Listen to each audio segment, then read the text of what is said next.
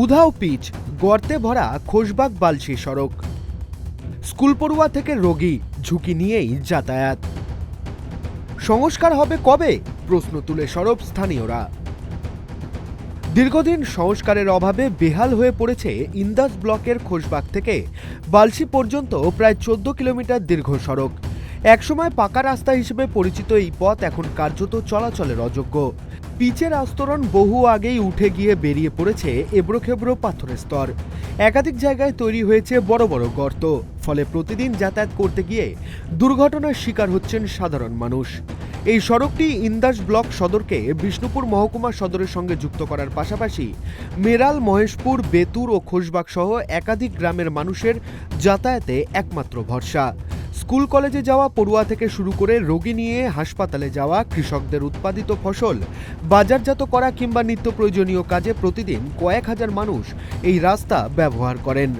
স্থানীয়দের অভিযোগ, বহু বছর আগে শেষবার এই রাস্তায় সংস্কারের কাজ হয়েছিল, তারপর আর পিচের প্রলেপ পড়েনি। ফলে সময়ের সঙ্গে সঙ্গে রাস্তার অবস্থা ক্রমশ খারাপ হয়ে উঠছে। এখন বহু জায়গায় পাথরও উঠে গিয়ে গভীর গর্ত তৈরি হয়েছে, যার জেরে মাঝে মধ্যেই ঘটছে ছোট বড় দুর্ঘটনা। প্রাণহানির মতো ঘটনাও ঘটেছে বলে অভিযোগ। এসেছেন বলতে রাস্তার বেহাল অবস্থার জন্য এই আমাদের খোশবাগ থেকে একদম বালসি পর্যন্ত খুবই রাস্তার বেহাল দশা। ঠিক আছে, প্রচণ্ড আমাদের নিজস্ব প্রবলেম হয়, আমার অফিস যেতে প্রবলেম হয়, প্লাস হচ্ছে এরকম যে কোনো, এইটাই তো মেন রোড। কত কিলোমিটার দীর্ঘ রাস্তা? প্রায় আপনার 14-15 কিলোমিটার হবে। কতদিন যাবত এই রাস্তা খারাপ হয়ে আছে? প্রায় হয়ে গেল 1.5 বছর। কোনো সুরা হয়নি? না, কোনো সুবিধা হয়নি। আপনারা গ্রামবাসীকে জানিয়েছেন? হ্যাঁ বলেছি, কিন্তু কোনো এখনো পর্যন্ত তো এই তো অবস্থা।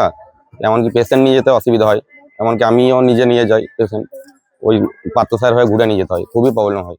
এই রাস্তাটা কোনো প্রশাসন বলো, কোনো পার্টি বলো, কোনো পার্টি এর রাস্তার জন্য কোনো দেখাশোনা করছে না।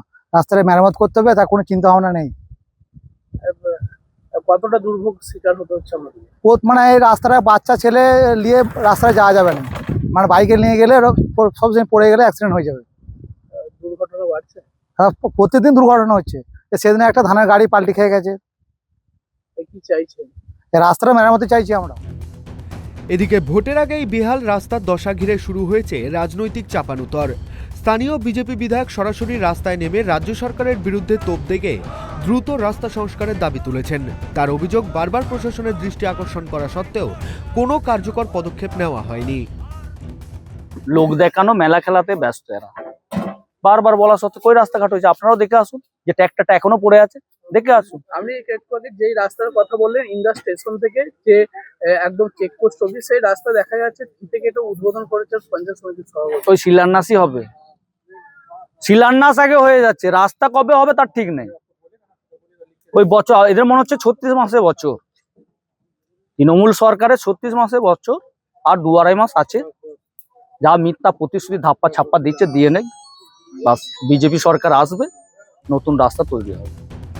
অন্যদিকে রাজ্যের শাসক দল পাল্টা দাবি করেছে যে উন্নয়নমূলক কাজের পরিকল্পনা ইতিমধ্যেই গ্রহণ করা হয়েছে এবং প্রশাসনিক প্রক্রিয়া চলমান রয়েছে। একই সঙ্গে তারা বিধায়কের ভূমিকা নিয়েও প্রশ্ন তুলেছে।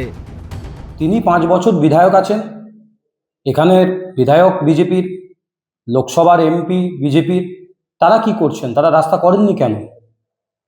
তারা সামনে ভোট এসছে তাই নাটক করছে। এই নাটক করে ভোটে জেতা যাবে না, মানুষ বুঝতে পেরে গেছে। সেটা মানুষ জানে। লোকসভা ভোটের আগে 69টা রাস্তা হয়েছে ইন্দাসে, আর এখন রাস্তা হচ্ছে 39টা রাস্তা। সেটা বর্তমানে কাজ শুরু হয়ে গেছে বহু রাস্তার। নির্বাচনের প্রাক্কালে প্রত্যেকটা রাস্তায় কাজ শুরু হবে এবং সমাপ্ত হবে। তবে রাজনৈতিক তরজার মাঝে চরম দুর্ভোগ পোহাতে হচ্ছে সাধারণ মানুষকেই। তাদের একটাই আবেদন, রাজনৈতিক দোষারোপ নয়, দ্রুত শুরু হোক রাস্তা সংস্কারের কাজ। কারণ প্রতিদিনের যাতায়াত এখন হয়ে উঠেছে ঝুঁকিপূর্ণ, আর যে কোনো মুহূর্তে আশঙ্কা থেকেই যাচ্ছে বড় দুর্ঘটনার। ইন্দাস থেকে সঞ্জীব মল্লিকের রিপোর্ট, KTV বাংলা।